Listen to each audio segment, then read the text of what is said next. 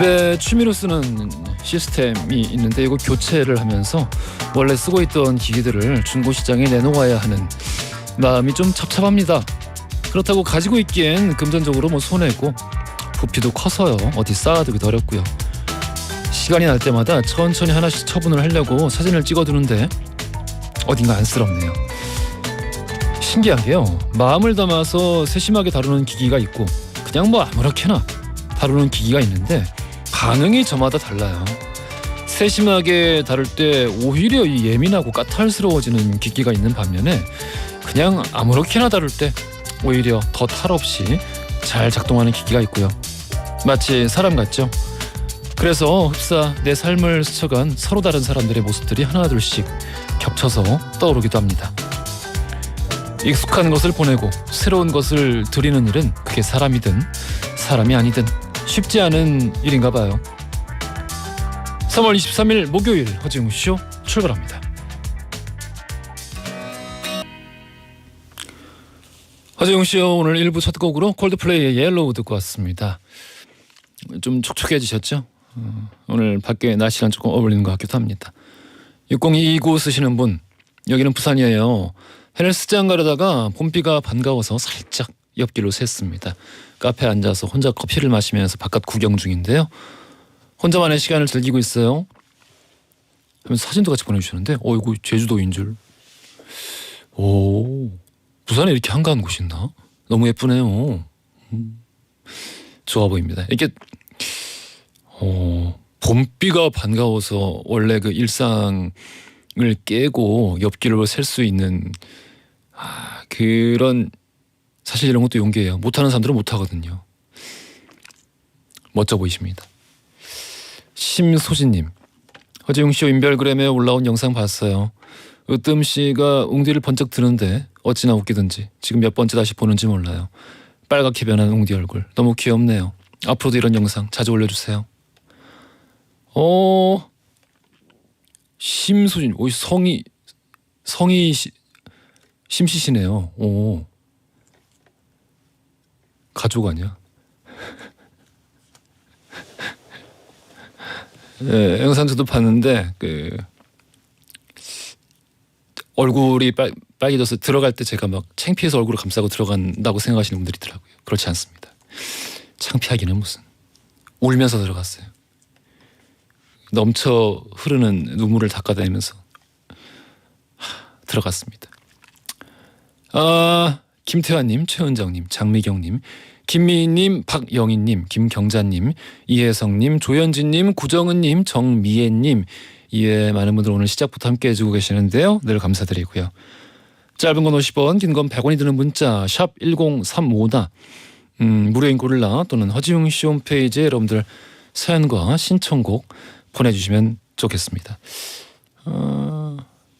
어제였나? 문자번호 다시 알려달라고 하신 분들 계셨는데 매번 하는 거라 좀 뭉개서 발음했네요. 제가 좀 자주 하려고요. 그래서 샵 1035 샵 1035에 짧은 건 50원, 긴 건 100원이 듭니다.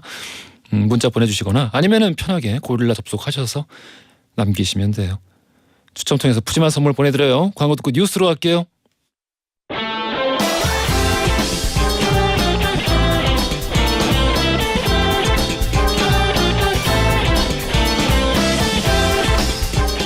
트렌디한 뉴스를 따라옵니다. 손이의 에, 허지웅의 지, 에지 중지 뉴스.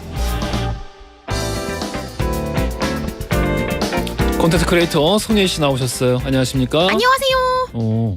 오자마자 목 안 건조해진다고 프로폴리스 스프레이를. 맨날 잔기침 하잖아요. 탄 거 아니야?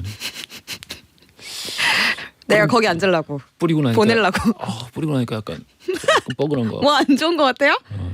네, 큰 그림이었지. 앞으로 손 푸틴이라고 부르겠습니다. 나빴다 진짜. 손 푸틴님. 아니 근데 아까 그 문자를 읽어주셨잖아요. 비가 엄청 많이 왔다고. 예. 근데 중부지방에 많이 왔나요? 중부지방에? 아니 근데 이게 부산이랑 울산 쪽에 예. 호우주의보까지 내려졌어요. 아, 그러니까 남쪽 지방은 좀 네. 왔구나. 그리고 우리도 아까 작가님 말씀하시는데 아침에 잠깐 내렸다고 해요. 네, 근데 밑에는 진짜 많이 내렸고 이게 호우주의보가 3시간 강우량이 60mm 또는 12시간의 강우량이 110mm 정도 돼야 호우주의보가 내리는 거거든요. 그러니까 이게 진짜 우산 써도 막 맞을 정도니까 그러니까 봄비라고 표현은 해주시긴 했지만 생각보다 많이 온 겁니다. 그래요. 네. 그러면은 해갈에 좀 도움이 됐겠네. 그럴 수 있죠. 아래지방에는 그럴 수 있습니다. 계속 화재 나는데. 아, 그쵸. 너무 건조해요, 진짜. 예, 이거 좀 도움이 됐으면 좋겠습니다. 그런데 오늘 오후 늦게부터 장난 아니죠. 황사가 몰려온다고 하네요. 지금 아직은 그 정도는 아닌데. 그래도 좀 뿌옇긴 합니다. 뿌연건 우리 원래 뿌였어. 그렇긴 하죠. 근데 이제 장난 아니게 몰려온다고. 혹시 중국 사진 보셨나요? 봤어요. 저는 지구가 아닌 줄 알았어요. 저는 무슨 뭐 로보캅인 줄 알았어요. 진짜. 입에다가 뭐 이상한 걸 쓰고 있는데 마스크가 아니라 다들 살아야 되니까. 예. 맞아. 이거 사진 보여주고 계신데. 허키 마스크에 막 이상한 거. 야, 이게 진짜 우리도 곧 사야 되는 거 아닌가 싶을 정도로 황사가 심하고요. 그러니까 어제 베이징의 시내 미세먼지 농도가 세계보건기구 WHO가 권고했던 하루 평균 기준량의 몇 배인 줄 아세요? 30배를 초과했습니다. 3배 아니고 30배. 그래요. 네, 그 황사가 우리한테도 건너온다라는 거고요. 이 서쪽 특히나 이제 서해안 중심으로는 오늘 또 하루 종일 미세먼지 농도 굉장히 높을 거라고 하고요. 황사까지 더해지면 앞이 안 보이는 거 아닌가 걱정됩니다. 대체 중국에서 뭘 하길래 저렇게 먼지가. 근데 이게 코로나가 점점 이제 엔데믹으로 넘어가면서 공장을 막 본격적으로 돌린다고 해요. 그전은 그래요. 네, 그동안 본격적이지 않았던 거죠. 그래서 무섭습니다. 예, 워낙 사람이 많이 사니까. 그 얼마 전에 그 숫자를 보고 내가 뭘 잘못했나 하고 깜짝 놀랐었는데. 어떤 숫자요? 그 중국 춘절 있잖아요. 제일 큰 네네. 명절. 그때 이동하는 대학생 수만. 대학생만. 네. 그러니까 얼마예요? 모든 성의 대학생만 5천만 명이요.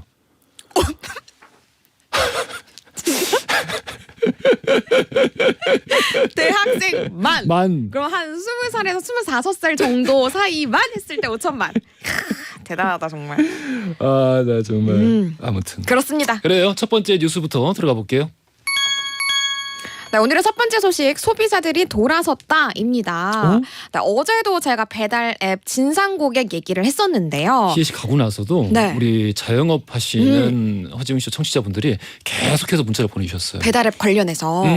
그리고 이 좀 진상 고객들. 맞아요. 예. 정말 많죠. 예. 근데 이제는 또 배달 앱을 돌아선 사람들, 그러니까 배달료 너무 비싸니까 난 이용하지 않겠다라는 분들이 너무 많아지면서 새로운 서비스도 나왔다고 해가지고 제가 또 오늘도 배달 앱 관련 소식을 준비했습니다.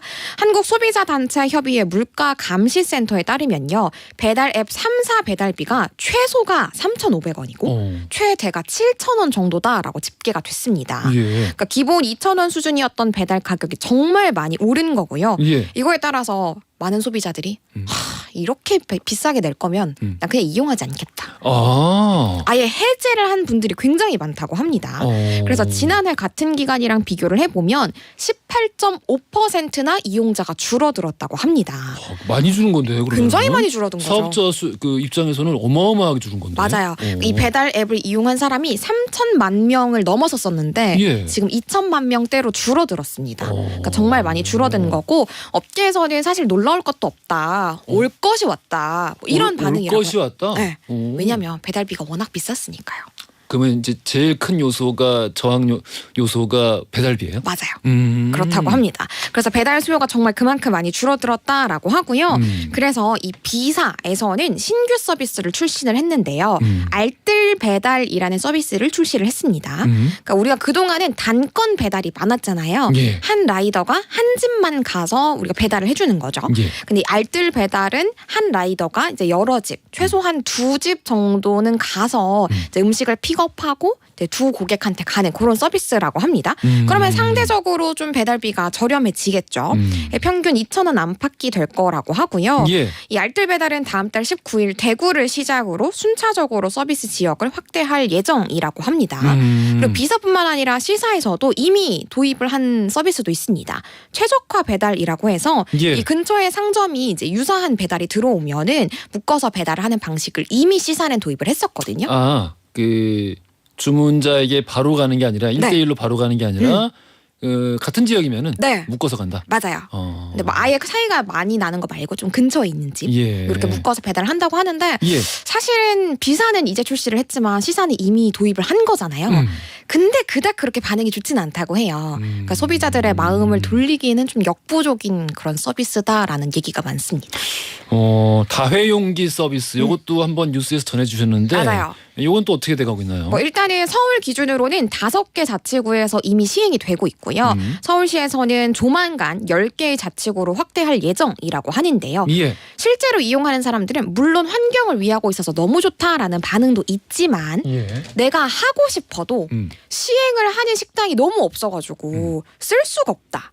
라는 분들이 굉장히 많다고 합니다. 그리고 업주들 쪽에서도 이 다회용기 사실은 취지는 좋은데 우리는 이걸 한 번 더 확인하고 위생까지 신경을 써야 되니까 좀 번거롭다라는 반응이 많다고 합니다. 그러니까 관리 비용이 더 들어간다. 그렇죠. 네, 그래서 우리가 생각했던 것만큼 그 취지를 시작했을 때 그 시작 시점만큼은 그렇게까지 많이 하는 식당은 없는 것 같아요. 그 수거를 어떻게 하는 거였죠? 그때 수거를 어떻게 하느냐라고 얘기가 됐을 때 정확하게 정해지지 않았었는데요. 예. 그러니까 지금 이제 2가지의 방향성으로 확정이 돼서 이미 시행이 되고 있는데요. 예. 다회용기로 배달을 하게 되면 가방에 담겨온다고 해요. 이 가방에 QR코드가 있는데 이때 선택을 하는 겁니다.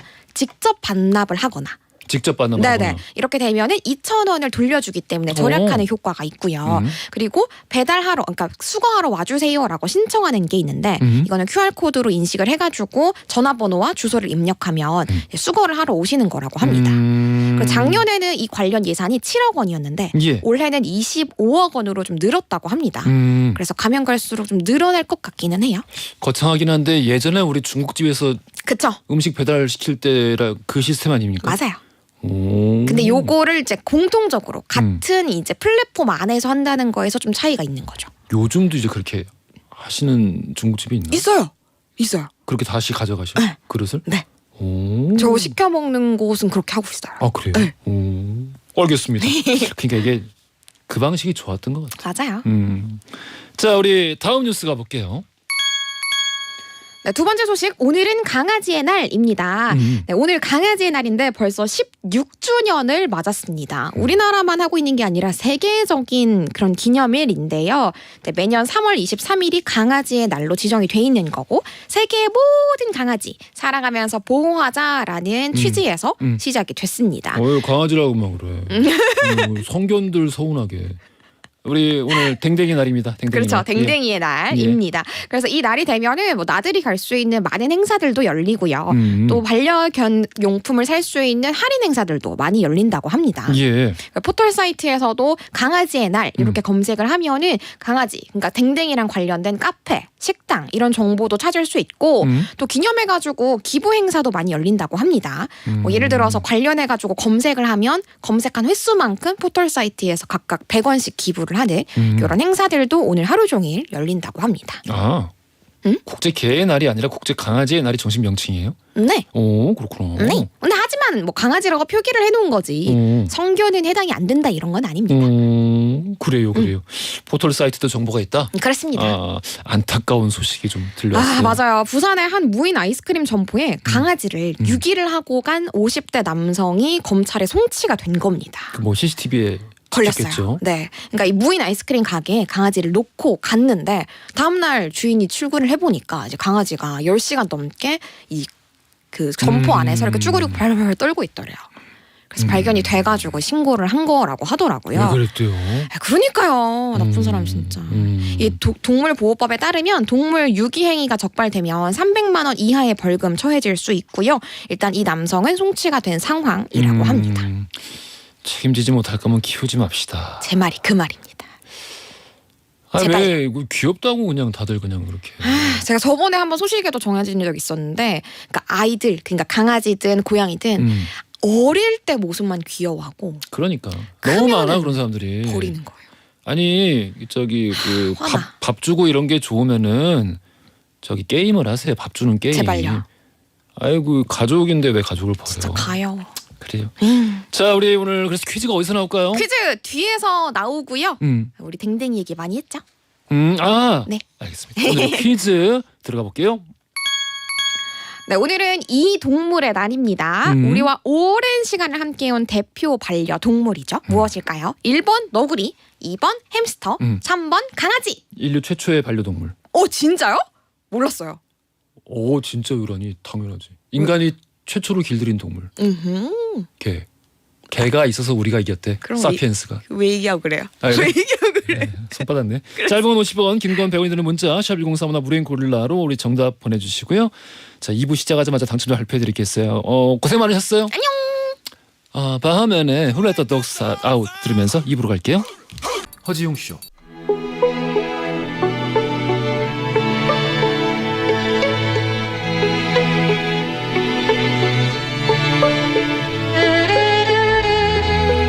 과거 속 역사를 통해 현재를 들여다봅니다. 히스토리 월드 역사여행 전문가 역사 귀요미 K3하천 박광일 작가님 나오셨고요. 안녕하십니까? 안녕하세요. 박광일입니다. 야사의 달인 역사 개그맨 킹과 찌너럴 히스토리 프린스 썬킴 교수님 나오셨습니다. 안녕하세요. 안녕하십니까. 교주 썬킴입니다. 김학도님. 뭐요? 우리 형은 학도병이야 그러면? 아이고 죄송합니다. 저런데 어떻게 방송을 할까요? 굉장히 인기가 있으셔갖고 막 예. 기업 같은 데 가서 강의도 하시고 놀라울 정도입니다. 이번에 모 자동차 회사에서 예. 특강이 신청이 들어왔어요. 정말? 주제가 뭔지 알아요? 몰라. 자동차의 역사. 전문가들 앞에서 내가 무슨 말을 해. 자동차의 역사를 그 차 만드는 사람들 앞에서 너 얼마나 자동차에 대해서 많이 아나 보자 이걸 거야. 하면 되지 뭐. 그러니까네. 자, 우리 오늘 주제가 역사 속 이색 종교에 관한 이야기인데 아마도 이제 최근 그 OTT 서비스에서 큰 화제를 모았었던 나는 신이다. 이것 때문인 것 같아요. 그렇죠? 그렇죠. 관련돼서 많은 분들이 또 이제 관심을 가지고 계시고 있기도 하고 그래서 아마 우리 역사 코너에서도 한번 다루면 좋겠다라고 생각하시는 분들 많았을 것 같은데 우리 1732 쓰시는 분께서 이렇게 또 팬분들이 팟캐스트 다시 듣기 2회차를 완성했습니다. 경기가 너무 안 좋아서요. 웃을 일이 없었는데 썬킴 박광일 쌤 덕분에 웃으면서 살고 있습니다. 직장 동료들도 고맙다고 전해달라네요. 담비 같은 역사 코너 항상 건강하셔서 오래오래 해주세요. 목동 SBS 신사옥 재건축할 때까지 할 거예요. 오, 이 건물. 아우 그건 너무 징그럽다. 그렇죠. 이거 보통 한 100년 간다고 보면 앞으로 한 6, 70년 남았거든요.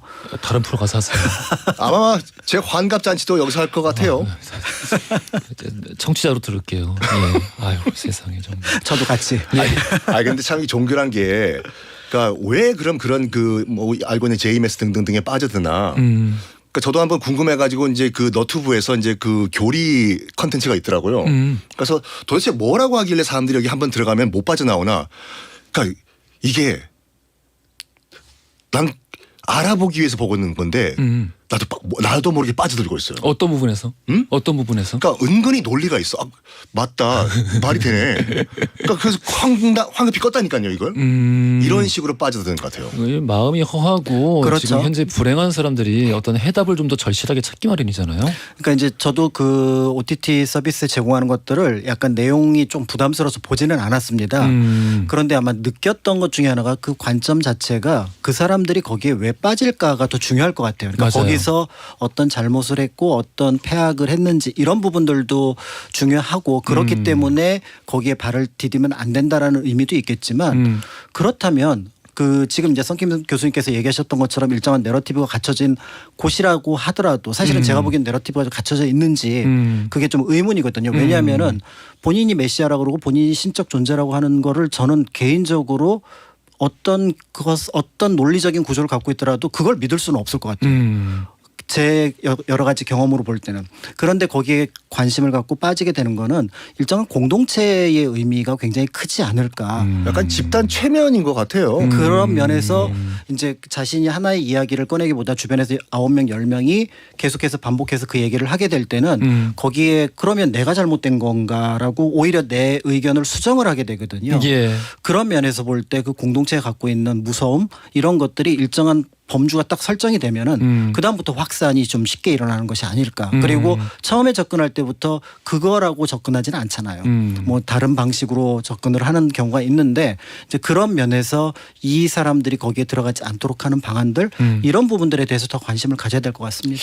일단 이 중요한 거는 거기 이제 이 처음에 마음을 빼앗겨서 모든 거를 바치게 되는 사람들을 보면서 야, 왜 저럴까 조롱하고 또 거기서 약속한 어떤 날이 있어.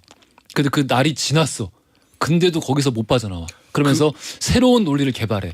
이런 거를 이 사실 우습게 생각한다거나 놀리는 데서 그냥 그치면은 사실 큰 문제라고 그때 생각합니다. 휴거 같은 경우 말씀 잘하셨어요. 예. 휴거 같은 경우에 이제 며칠 날 이제 재림이 된다라고 다 방송사가 생방송 나가시잖아요.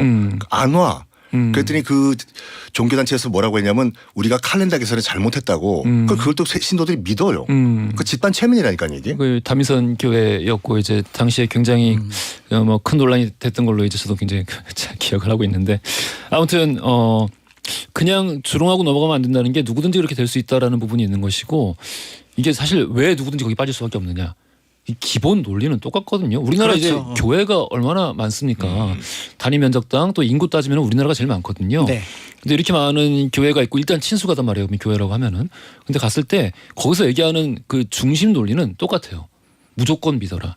의심하면 안 되고 의심이 전제되지 않은 순수하고 절대적인 복종과 믿음만이 그러니까 너 자신에 대한 너 자신이 혼자 가지고 있는 생각이나 주체적인 결정 말고 완전히 네 몸을 의탁할 때 그때 진짜 믿음이 완성이 되고 구원을 받을 수 있다고 얘기하는데 이건 똑같아요. 근데 이단은 뭐냐면은 그걸 좀 더 쉽게 할 수 있다고 얘기해요. 그렇죠. 그걸 좀 더 쉽게 할 수 있다고 얘기하니까 진짜 지금 급하고 마음에 불을 꺼야 되고 너무 불행해서 지금 당장 죽겠다는 사람들은 여기 안 빠질 수가 없는 거야. 그래서 그냥 무조건 놀리기보다는 차라리 그렇게 힘든 분들을 좀 더 좀 보듬어주는 모습도 함께 필요하지 않을까라는 아주 옳으신 말씀입니다. 네, 생각이 듭니다. 아 그래요. 이 우리 요즘 뭐 문제가 된다는 신이다. 요 작품 안에서 JMS가 제일 크게 화제가 되는데 그 이외에도 많은 그 단체들이 사건들. 네. 단체와 사건들이 언급이 되고 포함이 돼 있습니다. 아마 이제 그 연장선 상에서 역사 속의 그런 종교들을 살펴보는 거겠죠? 그렇습니다. 약간 이제 긍정 부정의 의미를 가지고 있는 정근대에서는 사실은 이제 미륵신앙 같은 게 그런 역할을 했어요. 미륵신앙. 네, 그러니까 이제 현세의 부처님이 석가모니 부처님인데 새로 올 세상의 부처님은 미륵 마이트레아가 될 거다. 그렇다면 56억 7천만 년 뒤에 오실 텐데 상황에 따라서는 조금 더 일찍 올 수 있다. 왜? 왜 상황에 따라 좀 그거는 빨리 이제 오실 때? 현상의 어떤 상황들에 신도들이 많은 부분을 원하고 예. 이럴 경우에는 미륵이 하생을 한다라는 개념이 있어요. 미륵 경전 안에 미륵 상생과 미륵 하생이 있거든요. 그런 면에서 이제 그것이 혁명 혁신의 논리로서 등장을 하게 되니까 이거를 가끔은 지배자가 가져가기도 하고요. 대표적인 인물이 궁예 견훤. 궁예가 스스로 미륵을 자처했고 견훤은 미륵 신앙의 도량이었던 금산사를 굉장히 중요하게 생각을 했고 때에 따라서는 이거를 일반 민중들이 가져가서 비기하고 연결을 해갖고 이 미륵이 오게 된 그러니까 어떤 비결을 먼저 우리에게 준다면 그럼 새 세상이 올 거다. 동학에서 손아중이 선운사의 비결을 꺼냈던 거는 또 이런 것하고 연결이 되거든요.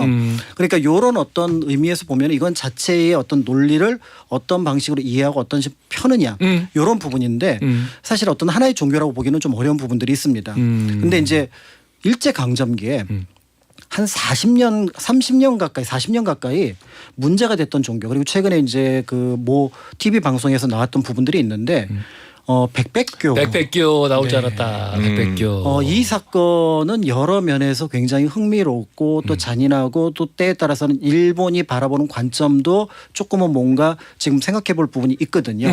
무엇보다도 이 백백교를 그 수사하고 그다음에 사법 처리를 했던 거는 총독부가 주도가 됐습니다. 그럼 총독부를 중심으로 했던 일제의 관점은 이 종교를 어떻게 보고 있었는지 이제 그 자체에 물론 피해자들에 대한 내용들이 기본 바탕이 됐겠지만 이제 이런 부분도 한번 살펴보면 어떨까 싶어서 그 내용을 준비를 했습니다. 야, 궁예에서 백백교까지 왔어. 야, 누가 기침 소리를 내었는가? 자, 좀 더 딥하게 누가 기침을 하였는가? 이거 5천만이 다 하는. 그렇죠. 박광희 작가님 왜 안 해요? 그러니까 김영철 씨가 했잖아요. 방금 반말한 거예요? 뭐요? 영철 선생님이 왜 김영철 씨가 했잖아요. 씨 붙였어. 아니 그러니까 이게 한 역할을 누가 정말 임팩트 있게 하냐가 참 큰 영향을 미치는 게 김영철의 동네 안팎 있잖아요. 궁예가 다녀요. 궁예가 인사동을 다녀. 그리고 아무리 최수성 씨가 뭐든 연기를 해도 김두한 아니었어? 그래도 궁예가 조금 있었던 것 같아요. 근데 역시 궁예가 이게 너무 캐릭터가 특이하니까. 그렇죠. 그리고 여태까지 그 전까지 사실은 굉장히 저평가됐던 게 궁예 맞아. 견훤이었거든요. 맞아. 왕건 중심으로 모든 역사를 바라봤었는데 드라마라는 어떤 자율성이 포함되어 있다고는 하지만 궁예에 대한 새로운 시선, 견훤에 대한 새로운 시선을 거길 통해서 그래서 김영철 씨나 서인석 씨 같은 경우가 이제 궁예 견훤으로 등장을 하면서 그걸 너무 잘한 거 같아요. 네, 삼국의 역사를 다시 보게 된 배경이 된 거예요. 서인석 씨도 견훤에서 못 빠져나와요. 신감이 너 이놈, 아버지한테 너 이놈. 나한테는 TV 손자병법 유비예요. 손자병법, 손자병법. 넌 나에게 모욕감을 줬어도 궁예가 한다니까요. 그 뭐지 이 사실 방금 우리 작가님이 언급해주신 그 부분을 드라마 왕건이 너무 잘한 것 같아요. 그렇습니다. 왜냐면은 사실 이제 고려사에 기록된 거를 바탕으로 보통 이제 드라마들이 만들어지니까 보면은 매번 견훤이랑 궁예는 너무 이 사람이랑 왜 경쟁을 하지? 완전 뭐 능력도 없고 이런데 그렇죠. 그냥 왕건이 최고네. 근데 실제 역사가 그랬으면은 그렇습니다. 그렇게 오래 싸웠겠어요. 그러니까요. 고구려만 그러니까 태복만 하더라도 18년 그다음에 그 후백제 같은 경우는 36년이거든요. 그러니까요. 어떤 나라를 처음 만들어서 거기까지 이끌고 가는데 그게 수십 년 동안 지속이 되었고 때에 따라서는 그 삼국 중에서 최고 강자의 역할을 했던 게 후백제였거든요. 이제 그런 내력들을 살펴보게 되면 그의 전략과 정치력 그다음에 또 민중을 어떤 그 뭔가 그 포용하는 느낌 이런 것들을 같이 볼 필요가 있는 거죠. 그거 박시백 선생님이 이번에 그 만화 고려사 또 냈잖아요. 앞에 보면 그 견훤이 등장하면서 화를 내요. 나쁜 사관 놈들. 내 기록을 이렇게 하나도 안 남기다니. 또 모셔야겠네. 선생님 두 번째 또 모셔야겠네. 그러니까요. 자 우리 석희 교수님 또 그럼 어떤 얘기? 저는 약간 뭐라고 할까 이색 종교가 사이비 종교는 아니지만 우리에게 잘 안 알려져 있는 종교들 뭐 인도의 자이나교라든지 자이나교? 시크교, 시크교 그리고 이제 중국의 육갑 신교라고 있어요. 예. 그러니까 송나라를 망하게 했던 그 종교가 있거든요. 그리고 또 시간이 남으면 또 의화단까지 한번 이단이라기보다는 우리가 그 종교가 어떻게 탄생했고 어떤 교리가 있는지 한번 자세히 좀 말씀드리겠습니다. 자이나교는 우리 했는데. 자이나교? 그럼 시크교 할게요. 시크교? 오케이. 자이나교 하면서 시크교도 잠깐 얘기하긴 했는데. 네. 뭐 아무튼 알아서 잘 해주시겠지. 알았어, 네. 알겠습니다. 자 그러면은 우리 오늘 박강희 작가님부터 한번 시작할게요. 네. 예. 그 뭐 늘 제가 이제 가위바위보 이기니까 하세요. 네. 그러니까 하나만. 네. 이 백백교 사건은 이름에 비해서 그 실체는 널리 알려져 있지는 않습니다. 당대에도 이미 이 자료는 당시 검찰청에 해당하는 경무총관부하고 경찰만 가지고 있었고요. 이 내용의 일부를 이제 신문 기자들에게 알려줌으로써 그러니까 엠바고가 풀려 있다가 풀려남으로써 신문 기자들은 아주 소수의 자료만 가질 수 있습니다. 최근에 이제 이 공판 기록들 일본이 중심이 됐던 공판 기록들이 모두 이제 그 공개가 되면서 그 전모가 이제 밝혀졌는데요. 백백교 이전에 사실은 그 이전의 종교가 하나가 더 있었습니다. 바로 예? 이제 백도교라고 하는 종교가 하나가 더 있었는데 백도교. 네, 이거는 이제 그 우리가 알고 있는 전용해라고 하는 사람의 아버지였던 전정해가 만들었던 종교입니다. 지금 그러니까 우리 사회에 악영향을 끼치는 종교의 상당수가 그 그리스도교 계통의 종교들이 많잖아요. 예. 그만큼 이제 그 그리스도교가 큰 영향을 끼치고 있다고 본다면 예. 당대에는 가장 큰 영향을 끼치는 종교는 동학입니다. 동학이야. 그러니까 이제 동학에서 모두 파생된 종교들이었는데 그런데 이제 당시 당연히 서학이 들어왔기 때문에 그런 모습들을 여기에 모두 포함을 시켜서 예를 들어 종말론, 그다음에 심판론, 그다음에 이제 후천개벽론 이런 것들을 모두 포함하는 그런 네. 종교였던 거죠. 매력적인 건 다 가져갔네. 그렇습니다. 그런데 이 백도교를 그러니까 전정해가 만들었던 이 백도교는 기본적으로 굉장히 엉성한 종교였어요. 경전이 없습니다. 그러니까 천부님이라고 하는 전정해의 말을 따르고 그거를 바탕으로 구원을 가는 거니까 거기에 대해서 그러니까 이 어떤 성령의 깨끗함을 바탕으로 해서 가는 거니까 다른 거 신경 쓰지 말아서 주문 하나 외에는 독자적으로 창작한 게 없는 종교입니다. 그럼 뭐 그런 거예요? 부처님 살아생전에 경전이 없었듯이? 그런 것도 아닙니다. 그럼 뭐요? 그러니까 그냥 말씀으로 모든 걸 처리하는데 그 내용이 어디선가 동경대전에서 들어본 것 같기도 하고 성경에서 들어본 것 같기도 하고 다 짜지 먹어. 정감록에서 들어본 것 같기도 하는 그런 내용이었던 거죠. 그런데 이제 문제는 이 그 전정회가 있던 시기에 이미 이 백도교가 약간의 이제 문제가 발생을 했던 것 같아요. 예. 그러면서 이 사건이 1차로 경무총관부 그러니까 일본 경찰에 들어옵니다. 포위망에 들어와서 결국은 이 조사를 하게 되는데 특히 전정에도 나중에 아들이 그랬던 것처럼 사람을 죽이거나 또 성적인 문제를 일으키거나 이래서 말 그대로 형사범으로서 이제 어떻게 보면 그 뭔가 그 추적을 받게 돼요. 예. 이 과정에서 이 종교가 이제 일종의 지하화하는 과정을 거치게 되는 거죠. 예. 그러면서 이제 그 일제가 볼 때는 이 백도교는 이제 사라졌구나 이렇게 봤었는데 사실은 그 백도교의 전정회가 그 아들이었던 전용회한테 어떤 의미에서 보면은 이제 종교를 이제 물려주는 과정에서 삼형제가 예를 들어서 뭐 인천교라든지 그다음에 백백교라든지 도하교라든지 이런 종교를 만들었는데 그 첫째하고 셋째가 만들었던 종교는 힘을 잃었던 반면에 이 둘째였던 백백교가 비교적 큰 힘을 펼치면서 지하화하고 있었던 거죠. 둘째가 정치를 잘했나 보다. 정치를 잘했다기보다는 남을 구스르는 능력이 뛰어났다고 보여지고요. 말을 잘했구만. 예, 그 학력은 소학. 그러니까 초등학교 정도밖에 나오지 않았지만 굉장히 주변 사람들을 잘 뭔가 이렇게 아우르는 그런 능력이 있었다고 합니다. 그런데 이 내용을 일제도 놓치고 있었던 거예요. 나중에 이제 전정회가 죽었다는 얘기까지 파악할 정도로 백도교에 대해서는 파악을 했는데 백백교는 놓치고 있었던 겁니다. 그러니까 나중에 일제가 큰 충격을 받았던 이유가 어떻게 우리가 이걸 놓치지? 그렇지. 왜냐하면 1894년 동학혁명, 1919년 3.1운동 당시에 종교가 핵심이었기 때문에 예. 한국계 종교들은 모두 뒷조사를 다 하고 있었거든요. 그러니까 보천교 같은 종교는 아예 해산을 시켜버리기도 했으니까요.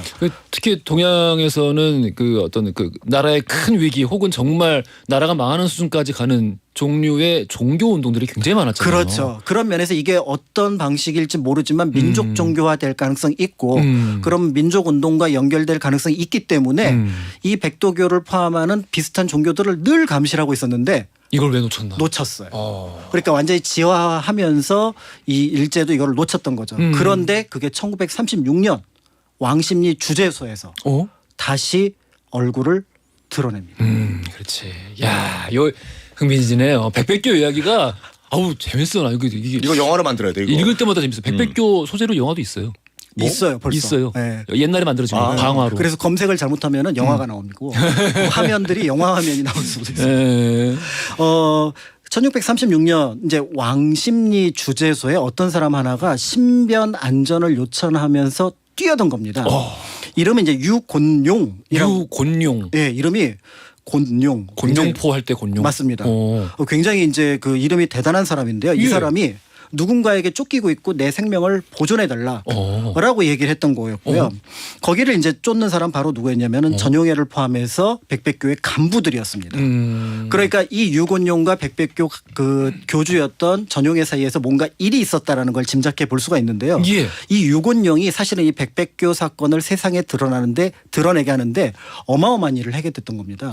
사실은 이제 그 황해도 일대에서 굉장히 큰 한약상을 하고 있었거든요. 예. 돈을 계속 벌었어요. 어마어마하게 벌어서 이 정도면은 이 동네에 어지간한 땅은 다 살 수 있겠다. 한약만 팔아서? 한약하고 뭐 여러 가지 그 상술이 좋았기 때문에. 근데 집이 점점 가난해지는 거예요. 아, 냄새가 나네. 네, 그래서 이거를 부모님한테 맡겼는데 재산을 그러면서 이 뒷조사를 하게 되면서 예. 이 백백교의 실체에 접근을 하게 됐던 거죠. 그렇구만. 야, 너무 재밌다. 너무 재밌다. 우리 나머지는 3부에서 듣도록 하겠습니다. 자, 우리 역사 속 이색 종교 이야기 나눠보고 있죠. 여기서 돌발 퀴즈 드릴게요. 1995년 생생하게 기억이 납니다. 일본 도쿄에서 발생했던 지하철 살인 테러 사건 알고 계시죠? 사이비 종교였던 이 단체가 지하철의 살인이라는 독가스를 살포해서 수많은 사상자가 발생했던 사건입니다.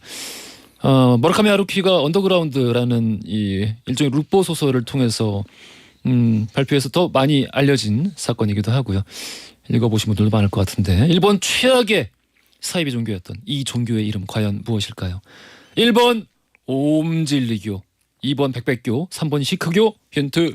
이거는 많은 분들이 돌아가셨기 때문에 약간 가볍게 하긴 좀 그렇네요. 그렇죠, 그렇죠. 그래. 이게 이제 사실은 그 산스크리트어로 옴이 맞아요. 그 진리를 예. 가리키는 네. 뜻이기도 하니까. 예, 예. 그러니까 이제 어느 정도 불교를 다니시는 분은 이 글자를 산스크리트어로 여러 번 보셨을 거예요. 우리 저기 사찰 같은 데 가면은 옴 하는 그렇습니다. 나라들이 맞습니다. 있어요. 예. 네. 자, 우리 정답하시는 분들 짧은 건 50원, 긴 건 100원이 드는 문자 샵 1035나 무료인 글을 보내주시면 추첨 통해 선물 보내드리겠습니다. 네, 저의 대표곡이네요. 제가 제일 존경하는 사람이에요. 저요? 나 이렇게 늙고 싶어. 나를? 아니 이 가수요. 저 모든 아이디가 1996년 이후로 다 오지예요. 그러니까 전 오지 팬이에요. 아, 그래요? 네. 오, 그래요? 강원도 오지 좋아하지. 오지 오스본의 크레이지 트레인 들으면서 3부로 갈게요. 허지용 쇼.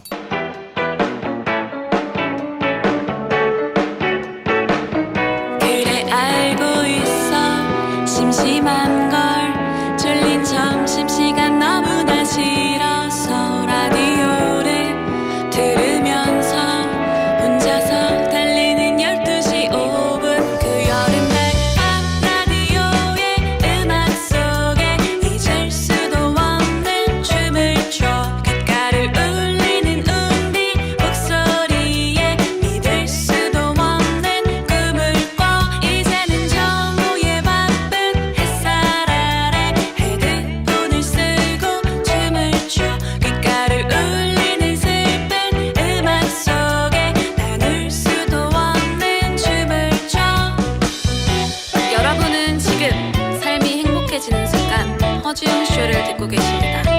SBS Love FM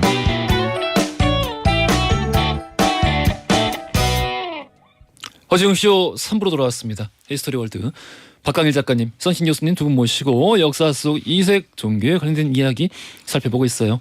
아까 우리 청취자 사연처럼 팟캐스트 정주행하시는 분들 벌써 2번째 하셨다는 분도 계셨고 더 많이 하신 분도 있는 걸로 알고 있습니다. 팟캐스트로도 언제든지 함께 할 수 있으니까요. 편하게 즐겨 주시고요. 시간이 없다. 이거 얼른 소개하고 변지우님, 죄 없는 사람들 목숨을 나빠요. 믿을 곳이 거기뿐이었다는 사실이 슬픕니다. 하셨는데 맞는 말이에요. 이 믿고 기댈 수 있는 사람으로 이 분들에게 먼저 좀 다가갈 수 있었으면은 그런데 빠지지 않았을 수 있겠다라는 생각이 들어서 아쉽기도 합니다. 자, 우리 백백교 이야기 계속 듣겠습니다. 네, 이 유골룡이 이제 그 백백교의 진실을 파헤치게 된 결정적인 배경은 할아버지가 임종을 앞두고 이제 일종의 유언 내지는 그 손주에게 뭔가 얘기를 하는 거였습니다. 내가 지금 가게 되는데 굉장히 뭐 속상하다 뭐 이런 얘기를 했는데 너는 큰 복을 받을 거다 이렇게 얘기를 했던 거죠. 큰 복을 받을 거다. 그래서 그게 무슨 말씀입니까? 그랬더니 비록 우리 집에 재산이 없어지긴 했지만 내가 그 재산을 전부 다 대원님 그러니까 이제 그 전용회를 가리키는 낱말이거든요. 대원님께 갖다 드렸기 때문에 그게 복이 10배, 100배로 돌아올 거다. 다 헌금했다. 딱 그러니까 뭔가 여태까지 몰랐던 게 풀렸던 거죠. 그러니까 이제 이걸 바탕으로 아버지였던 유인호를 이제 뭔가 그 이제 설득을 해봅니다. 무슨 예? 일인가? 예?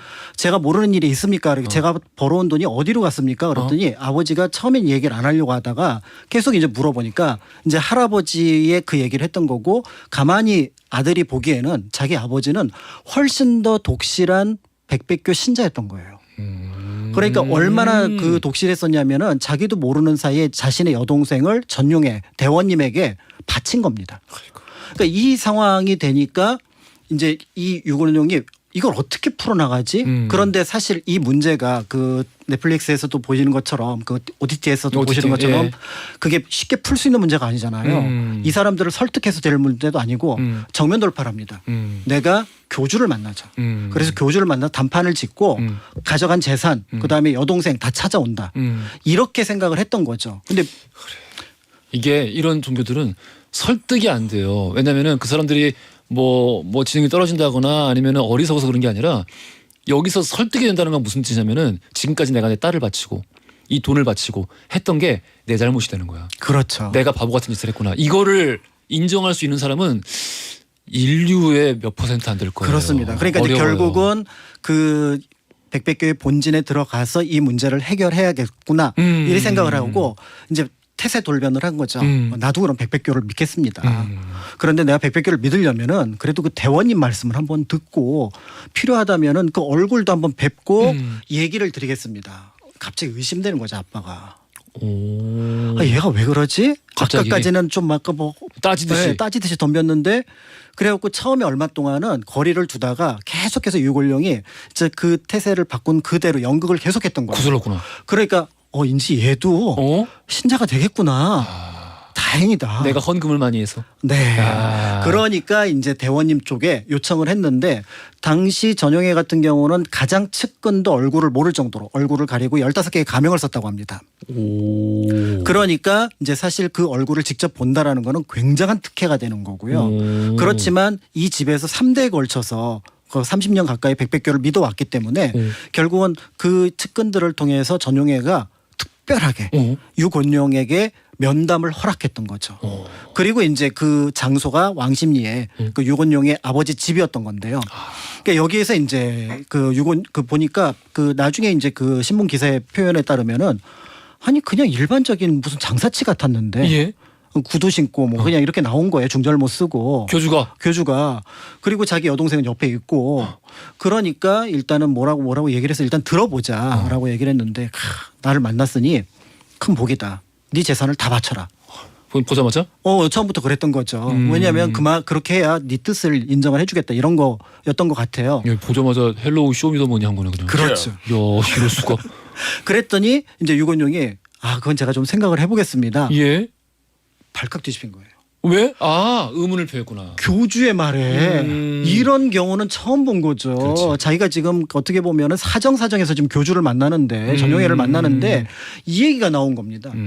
발칵 뒤집은 거예요. 그래서 이제 협박하고 무력을 썼던 것 같아요. 그 옆엔 항상 2-3명의 무력을 쓰는 사람이 있었거든요. 이모라는 사람, 문모라는 사람이. 예. 이 사람들이 이제 무력을 썼는데 이 유곤룡이 힘이 셌던 것 같아요. 그러니까 거의 육박전이 벌어진 상황에서 일단은 그 사람들을 피하고 그리고 나서 집 밖으로 도망쳐 나온 겁니다. 그리고 찾아갈 때가 딱 보니까 주재소 경찰서 온 거죠. 경찰서 들어가서 내 신변을 구해달라. 그리고 여차 이런 상황이 있다라고 얘기를 하니까 경찰들이 그게 상부에 보고가 됐고요. 그게 지금까지 있었어? 대대적으로 조사해. 그때 그게 아직도 있구나. 라고 하면서 그때부터 백백교에 대한 조사가 전국적으로 펼쳐지게 되고요. 이 과정에서 이제 전용해는 사실이 들통났고 교단의 내부가 발각이 됐구나라는 판단하에서 몸을 감춥니다. 그랬겠지. 네, 그 과정에서 이제 놀라운 사실들이 발견했는데 그 측근들은 잡혔거든요. 그 측근들이 했는데 처음에는 사망자가 한 140명. 사망자가 140명. 140명? 그래서 그 사망의 이유를 보니까 비밀을 누설했거나 아니면은 전용해라는 교주 옆에 있었던 여성들로서 약간 문제가 있거나 이런 사람들이었고 처음에 그 백도교 시절에는 배교를 하거나 의심하는 신자를 죽였습니다. 그런데 그렇게 하니까 비밀이 누설이 되니까 백백교 시절에는 그 배교를 한 신자의 가족들을 다 죽입니다. 이럴 수가. 그래서 나중에 그 기록에 보면은 젖먹이 아기까지 죽이다 보니까 그 숫자가 140명이 됐고요. 지역도 이제 뭐 서울, 경기도 일대, 강원도까지 이제 그 지역이 이제 퍼져나가게 되는 거고요. 이 과정에서 나중에 이제 그 숫자를 모두 총합을 해보니까 300명이 훨씬 넘는 상황들이 만들어지게 되었습니다. 그리고 이 과정에서 이제 전용해가 변사체로 그 교주가 발견이 되는데 그 교주가 발견됐을 때 이미 이제 하루 이틀이 지났던 것 같아요. 예. 나중에 이제 그 당시로서는 드물게 부검을 하게 되고요. 그리고 이 사람이 신분이 맞는지를 여러 가지 뭐 신체라든지 아니면 지물로 확인을 해서 전용해라는 게 맞게 되는데 이거를 뜻밖에도 당시 범죄 골상학이라고 할 수 있는 두개골의 모양이 범죄와 관련되어 있던 롬브로스라고 하는 사람의 어떤 이론을 받아들여서 이 두개골은 보존이 되어 갖고 2010년까지 보존이 되어 있었습니다. 당대에 굉장히 인기 있는 이론이었잖아요. 유럽이랑 뭐 일본도 마찬가지고 같은 제국주의 국가니까 식민지 지배를 정당화하기 위해서 우리 지배하는 사람들은 원래 타고나기를 뼈가 이래. 그리고 너희 지배당하는 사람들은 타고나기를 너희는 뼈가 그래. 그리고 범죄자들은 특별한 특징이 있다. 이런 어떤 이론 속에서 이제 그의 그 뼈도 이제 굉장히 중요하게 그러니까 보존이 됐는데요. 예. 이후에 이제 그 조선 총독부 같은 경우는 이 문제가 굉장히 심각하게 다가왔던 거죠. 자신들의 어떤 그 뭔가 그 감시망에서 벗어나 있었던 것도 그렇고 당시 이것이 굉장히 사회적으로 굉장히 큰 충격을 주는데도 문제가 있었던 거고요. 자신의 식민지 통치에도 문제가 있었던 거고요. 무엇보다도 그들이 충격적으로 느꼈던 거는 본인이 신이라고 했잖아요. 지금 전용해가. 예? 아니 신은 어? 저쪽 바다 건너에 한 분이 있는데 덴노만 계신데 자기들의 신이 있는데 이 부분도 건드렸다. 불경의 내용도 포함되어 있다고 봤던 거예요. 아 진짜 네. 그런 것도 기록이 돼 있어요? 네, 그런 게 이제 그거를 그래서 처음에는 검사가 기소에 넣으려고 했지만 그것까지 넣는 거는 곤란하고 굳이 지금 형사범으로도 이들을 모두 처벌할 수 있다 그래서 직접적으로 가담했던 14명이 기록은 없습니다만 사형 선고를 받아서 아마 사형이 집행되었을 걸로 추정이 되는데요. 이렇게 해서 1936년에 발각돼서 1937년 그리고 그 이전의 역사는 1900년 전후의 역사까지 대략 한 30년 넘는 백도교와 백백교의 역사가 있었던 것이고요. 이 사건이 당대의 지식인들, 문학계, 과학계 어마어마한 충격을 줍니다. 우리는 뭐냐? 우리가 이성의 사회에 살고 있다 그러는데 저 백백교는 전혀 이성과는 거리가 멀고 가장 사람들이 놀랐던 게 그럴듯한 경전도 없고 그럴듯한 교리도 없었는데 근데 왜 믿냐? 사람들이 왜 빠졌을까? 도대체 우리는 뭐냐라고 하는 것 때문에 결국 박태환 같은 경우는 이걸 바탕으로 해서 그 일종의 소설을 백백교를 배경으로 했던 소설을 쓰기도 했다는 점에서 당대에도 충격이었는데 그게 한 100여 년이 지난 지금 비슷한 모습이 또 다시 나타난다는 점에서 어떤 의미에서 보면은 그들을 탓하는 것도 필요하겠지만 한편으로는 우리가 그런 어떤 비이성적인 모습들 예를 들어 재산을 다 바치고 자신의 가족들이 모두 헌신해야 되고 일상생활을 하지 못하는 그런 어떤 것들이 존재하도록 만들어 놓는 그 무엇 이런 것들을 좀 벗어날 수 있도록 하는 것 이런 것들이 필요하지 않을까라는 생각이 듭니다. 일전에 그 개보도를 본 적이 있는데 지금 현재 우리나라에서 성행 중인 그런 그 이단 이 교회들 이 계보를 이렇게 나무 트리처럼 쭉 이렇게 그려놨는데 제일 위에 가면은 꼭 이제 일제시대까지 올라가더라고요. 그렇습니다. 그래서 보통 이제 당시에는 저기 평양 또 개성 이쪽이 우리나라 뭐라 그랬지? 동양의 예루살렘이라고 그랬잖아요. 동양의 예루살렘, 평양, 동양의 모스크바, 대구. 그래서 대구에는 좌익이 너무 많고 그리고 이제 평양에는 교회만 그냥 아주 그래서 그쪽에서 많이 시작이 됐더라고요. 이게 그 뿌리를 이렇게 거슬러 올라가서 또 종류는 약간 다르지만 논리는 똑같은 백백교에 관련된 이야기 나눠봤습니다. 자, 네. 자, 시크교 왜요? 시크해서요. 나도 시크하죠. 예, 시크해 보이세요. 그러니까 하나만 말씀드릴게요. 시크교가 왜 탄생이 되냐면은 일단 1526년에 구루 나나크란 사람이 네. 전 세계를 다 여행을 했어요. 정말 왜냐하면 그 당시 인도가 너무 종교가 많잖아요. 일단은 힌두교와 이슬람이 서로 충돌을 하고 힌두교만 하더라도 신이 3억 3천만 명이나 있으니까 도대체 뭘 믿어야 되냐. 그래서 진리는 무엇일까 해서 내가 모든 종교를 다 내가 연구해야 되겠다 해서 구루 나나크가 이 이슬람교의 그 메카도 가보고 쭉 동남아시아도 돌아보고 해서 결론 내립니다. 신은 한 명밖에 없다. 그래야지 진리가 하나밖에 없을 수가 있다. 그 혹시 그건 변명이고 그냥 한번 전 세계를 돌고 싶었던 건 아닐까요? 근데 크루즈 타고 그럴 수도 있겠네. 새로운 학설이 나왔어요 지금. 너무 세계를 돈 다음에 내린 결론치고는 저도 할 수 있을 것 같긴 한데. 그래가지고 종교 하나 만들라니까요. 오지교 그렇게. 싫어요. 알았어라. 그래서 이제 나나크가 이제 그 결론 내려요. 신은 한 명밖에 없어야 된다. 그리고 인도의 카스트라는 건 존재하지 않는다. 인간은 누구나 다 평등하다. 해서 두 가지 주창을 해요. 신은 하나다. 근데 누군지 모른다예요. 신은 누군지 모른다. 잠깐 인격신이 존재한다는 거예요? 인격신인지 아니면 자연신인지 모르겠지만 진리는 하나다. 진리는 하나다. 라고 얘기를 하고 인간은 다 동등하다. 카스트를 없애야 된다. 그래서 이 시크교 같은 경우에는 이제 인도가 영국으로부터 독립하는 그 순간까지 힌두교로부터 엄청 탄압을 받아요. 카스트를 부정한다고 해서. 그래서 강하게 밀어붙여요. 카스트는 있어서는 안 된다 하면서 이름을 다 바꿔버려요. 우리 시크교에 들어오면은 남자는 무조건 성을 다 싱으로 해버리고 싱? 우리 인도 총리 중에 만모한 싱이라고 있었잖아요. 예. 그러니까 다 남자 싱으로 바꿔요. 그러니까 전에 무슨 카스트였는지 티가 안 나게. 그러면 성이 싱이면은 대부분 자이나교예요? 지금도 그 인도에서 무슨 싱 무슨 싱은 다 그 시크교예요. 예, 시크교. 네.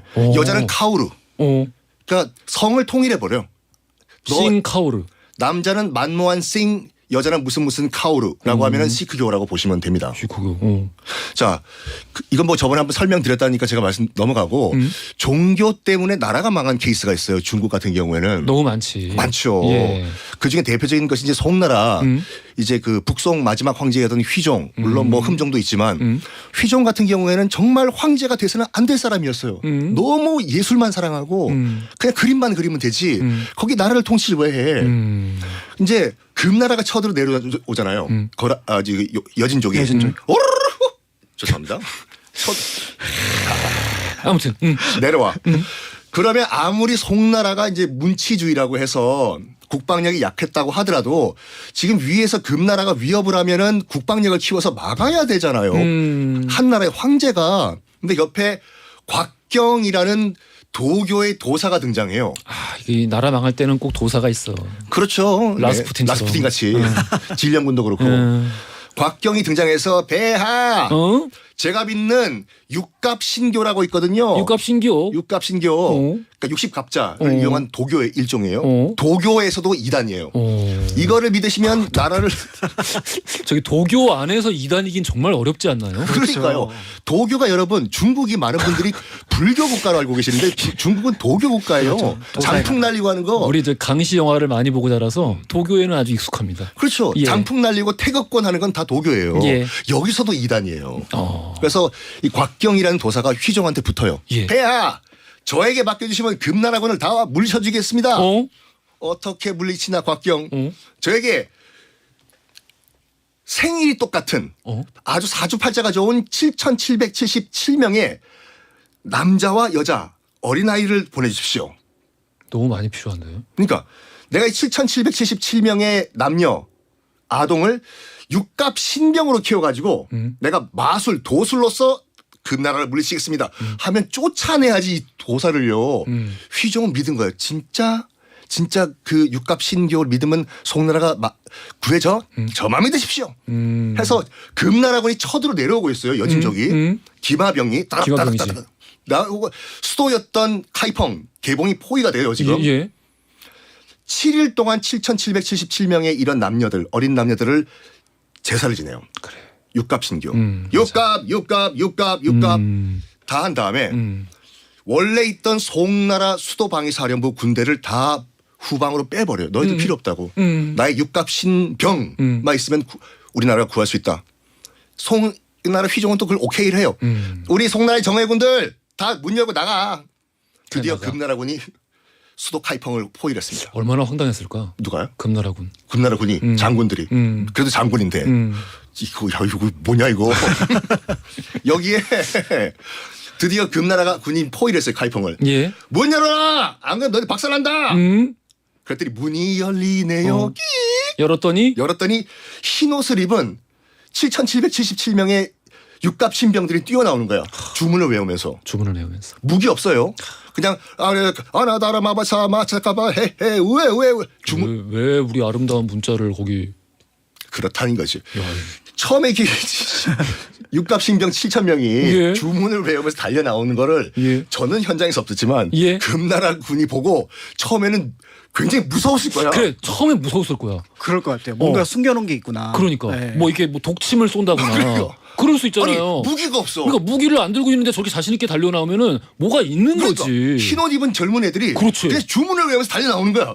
금나라 군도 처음 봤어 기마병이. 처음에는 정말 무서웠는데 나중에 깊은 깨달음을 얻었을 거예요. 그냥 미친 놈들이구나. 아니 그러니까 이게 정상이 아니었다 그 사람들이. 그렇죠. 그래요. 그래서 7,777명이 그대로 학살당해요. 그리고 바로 카이펑은 함락당합니다. 이것이 송나라의 마지막이었어요. 그래요, 맞아요. 마지막이에요. 예, 얼마나 웃기는 일이에요. 그리고 그렇게 거의 맨몸으로 주문하면서 뛰어드는 장면을 보니까 이제 뭐 슬픈 일이긴 합니다만은 그 중국 이제 근대화 과정에서 서양 군대에 맞섰던 의화단 같은 경우에 의화단이 떠오르네요. 의화단이 이제 1900년에 이제 의화단이라고 그 우리 청나라가 이렇게 대청제국이 무너진 것은 서양 마귀 때문에 이렇다. 그렇지. 서양 마귀 때문에 이렇다 해서 우리는 서양 마귀들의 정반대로 또 다른 종교를 만들자 한 것이 의화단이에요. 근데 그 당시 약간 실권 각이 빠져있던 서태후가 의화단을 으쌰으쌰 너희들 좀 약간 해가지고 정치적으로. 서양 마귀들 좀 쫓아내줘. 정치적 후원까지 얻었어.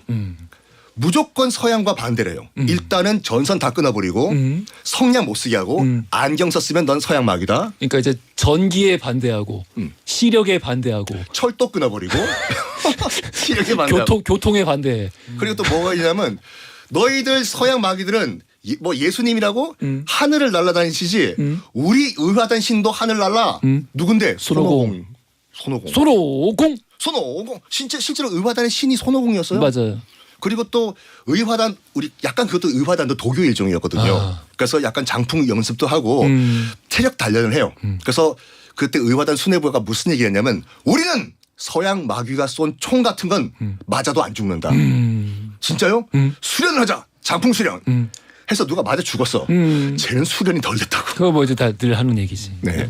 노력하지 않았어. 노력을 하지 않았어. 노력을 안 하지 않았어. 그러니까 백백교회도 보면은 사실은 백백교회 1차로 와야 되는데 가장 큰 사건이 바로 뭐냐면 교주였던 그러니까 전용의 아버지였던 전정회가 죽은 겁니다. 교주의 죽음. 천부가 하느님이 죽은 거예요. 음. 이 사건으로 사실은 1차로 와해가 됐던 거예요. 그리고 이제 그럼에도 불구하고 같이 그랬던 측근이었던 문모라는 사람은 나중에 경찰에 계속 이제 그 신문 과정에서 이런 얘기를 합니다. 우리 그 저기 대원님께서 이 수갑 같은 거는 다 푼다. 다 풀 거라고 믿었다. 수갑도 푼다. 뭐 공중부양도 뭐 공중부양도 하니까. 그렇죠. 그리고 때에 따라서 감옥에 gat혀 있어도 한 번 주문이면은 바깥으로 빼낼 거다라고 믿었다. 그래서 나는 잘못이 없다. 그래서 사람을 죽였다. 이렇게 얘기를 합니다. 아니 그러니까 그 얘기 나온 김에 좀 황당한 케이스가 이제 태평천국이라고 오케이 이거 있어야지. 배상제회라는 또 송수전이라는 인물이 종교를 만들었어요. 그러니까 아편 전쟁 직후였어.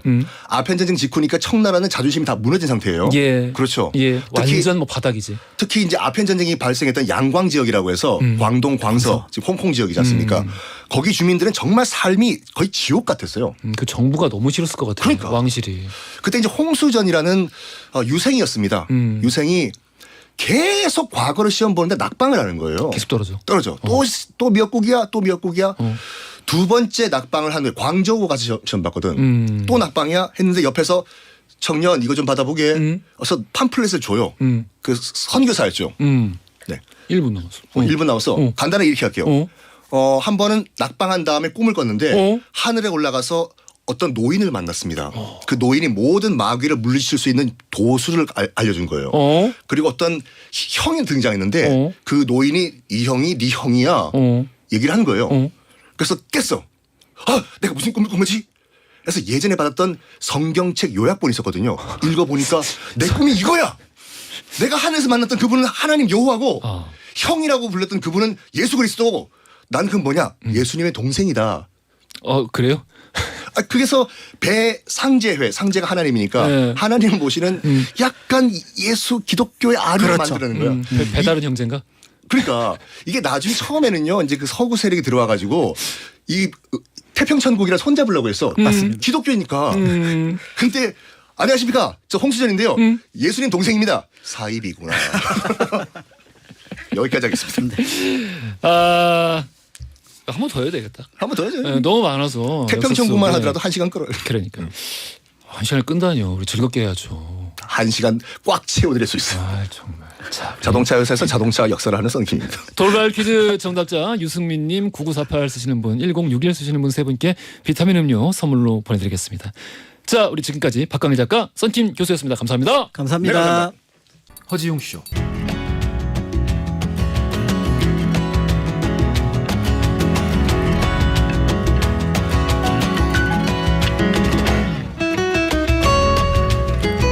여러분의 하루를 읽어보는 시간 나의 친애하는 하루.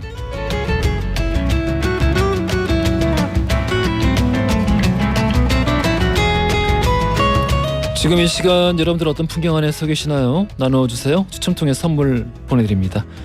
여러분 신청곡도 실시간으로 계속 받고 또 전해드리고 선물도 드리고 그러고 있죠. 계속 선곡해서 보내주시면은 뭐 사연 같이 안 보내셔도 되니까 선곡만 딱 해서 보내주시면은 저희가 몇 분 또 이렇게 노래도 틀어드리고 비타민 음료도 드리고 합니다.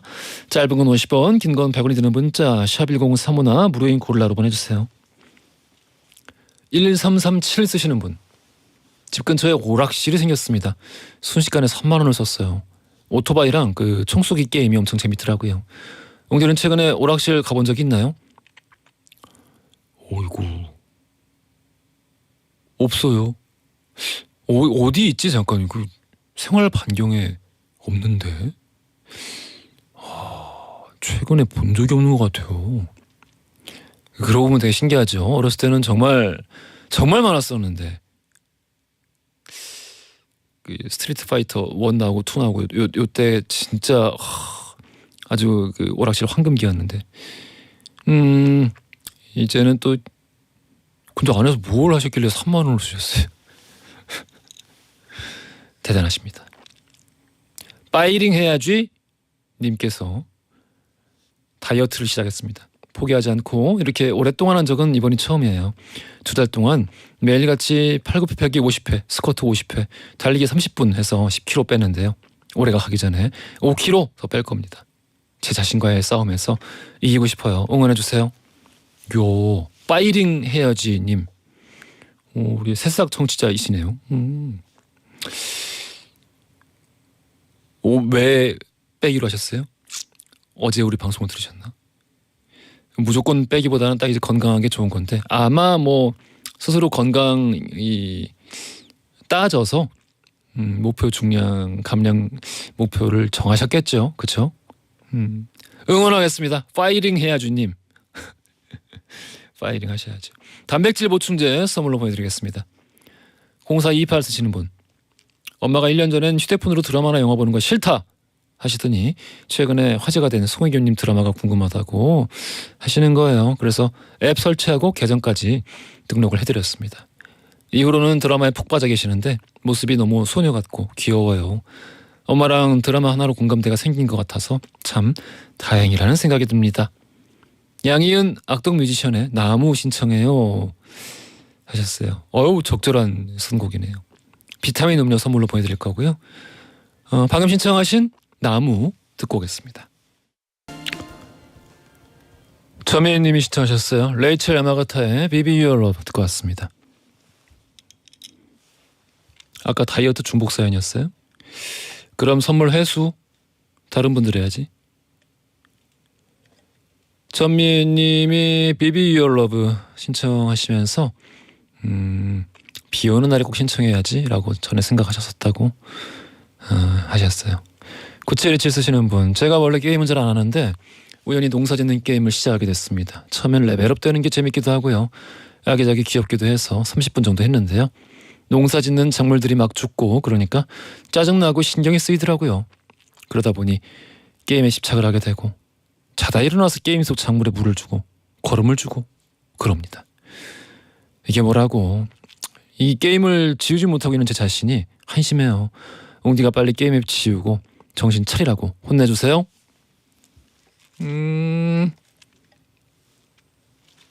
싫어요. 그 뭐 이렇게 왜 나쁜 일인가요 이게?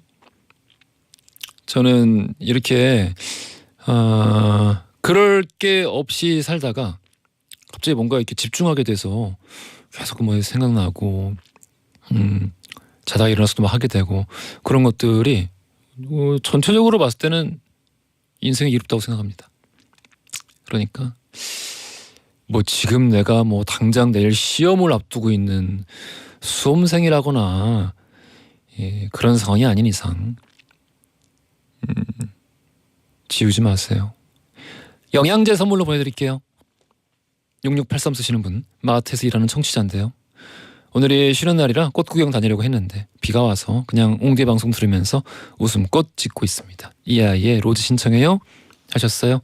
비타민 음료 선물로 보내드릴 거고요. 노래 듣고 올게요. 1613 쓰시는 분이 신청하셨어요. 엠플라잉의 옥탑방 듣고 왔습니다.